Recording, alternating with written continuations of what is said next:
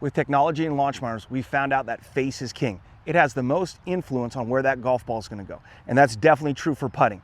Now, a lot of times people will say, hey, the path doesn't matter as long as you can get the face square. But when the path is off, we've got to have some compensations and timing in it to get the face better. And why would we want to have this timing if we don't need to? So a couple things that I see with poor paths that lead to poor face, okay? One would be somebody kind of takes it a little bit outside, they come through and they either just kind of keep it closed and come across, which would be like a pull for a full shot, or they come across in kind of a slice motion, come across, and then they open that face back up and get the ball to go somewhat online.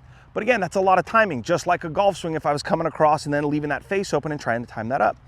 The other one I see is a little bit where somebody will take it a little bit too much inside, arcs inside, and then they kind of leave it out and kind of push it. So again, yes, the face is king, but that path can have some influence on my face control. So I want to get the path under control and have it in a good spot so I don't have to have more timing. So I've got a couple things to show you with this to help us in kind of make sure our path is in a good spot to, again, help that face be in a good spot. So here I've got Tiger's famous gate drill. Now the way he does it is he has 2 tees. He does this so he can make sure he hits it in the center of the face and he feels like he's making good contact and he's not hitting it off the toe or the heel, which I can do. The bad part about this is because I just have the 2 tees, and we're going to expand on this in a little bit, I could make a stroke that goes a little bit out and back in. Hey, and I can still make it. Okay, and I hit that pretty close to the middle of the face. I didn't hit any of the tees, so it must have been pretty good. But again, that's got some timing to it. I don't want to have that timing. So a couple ways that we can change this or kind of add into this to help this path, okay? So first, what I've done is I'll put some pictures up on the side there, but I've taken the SmartLine stencil plate, okay? And what I did here on the first one was I just put these 2 straight lines here. So again, that's going to help me with my path, okay? Now, the way that I'm going to do this here is I'm going to take these tees, and one of the videos I'm going to show you are the #1 putter on the PGA Tour last year was Sam Burns, okay? He likes to do this same gate drill as Tiger, but he adds to it. So he puts a tee here and a tee here kind of at the front. And I've seen him do it with 2 sets of tees and also 3 sets of tees. Now, when I was growing up, this is the way that I used to do it. I used to put kind of, it's like a little bit of a box, so to speak. So I've got this box here. Okay. Now I've also got the lines on the ground to kind of help me from the stencil plate. But again, if I just kind of set up this box, again, I get lined up here. Now, if this path gets off, look how I'm going to hit it. So from the high-speed cameras, what we've seen is the putter is going to, again, it has a slight arc to the stroke, but when I'm closer to the golf ball, about 2.5 inches behind it and about 2.5 inches through, the putter is staying pretty straight. The face is square on a good stroke and the path is pretty straight. There's not a lot of arc to it from that short of a distance, okay? So again, when I'm doing more of my short putts, when I've got a 3-footer like this, I'm not trying to have a lot of arc in this. It's pretty close to straight back, straight through. It's not exactly, but I don't want to have this massive outside or massive inside because again, that's going to affect me having to time it up with the face. So again, I'll put some pictures up of Sam Burns here doing this. He's doing this one. I've got a video here of him doing 2, and I think he does one with 3. But again, now when I'm here, hey, I've got to have a little more control of this path going through, because if it got inside, boom, it's going to hit there. It gets outside, it's going to hit that tee. So I'm going to put a golf ball here. And again, I've got this just set up as a box. So I've got this, the set of the front tees is at the front of my putter, the face, and then the set on the back tees is at the back. You could put your ball a little bit more in the middle if you wanted to. I'm going to put it at the front here, so I'm kind of working more on my backswing path. Okay, and again, didn't hit the tees.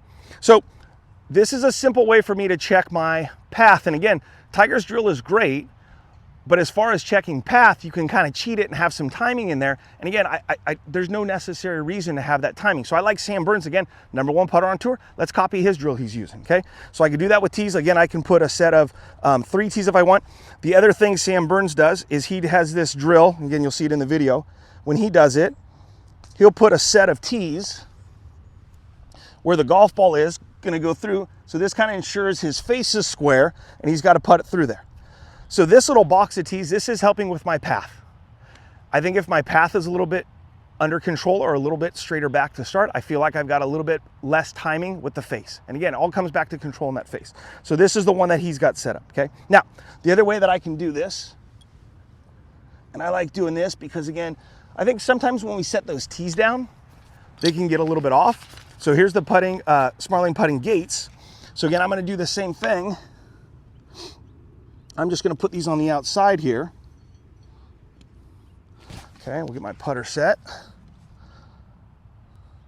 Okay, I'll make them a little closer. So these are 5 inches long. So again, I've got the ball at the front. So again, I'm working a little bit more on my backswing path. Usually I'll put the ball a little bit more in the middle there where the line is between those. So I've got that 2.5 inches back, 2.5 inches through. So again, on this stroke here, okay, you can see that path again didn't hit anything, okay?